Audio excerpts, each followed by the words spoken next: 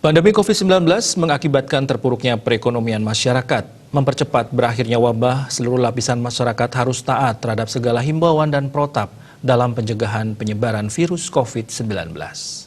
Sesuai dengan peraturan, Pasar Anyarsari sudah menyiapkan tempat cuci tangan sebanyak 16 titik sehingga masyarakat mudah untuk mencuci tangan dan selalu jaga jarak antara pedagang dan pembeli. Himbauan selalu diberikan kepada pedagang dan pengunjung dalam mencegah penyebaran virus COVID-19.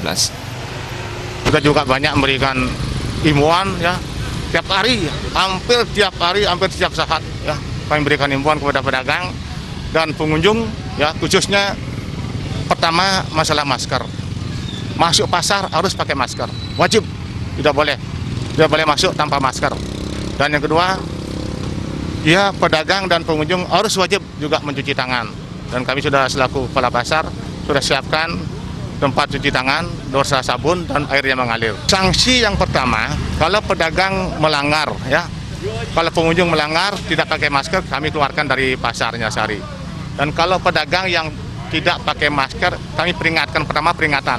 Yang kedua akan dilakukan penutupan.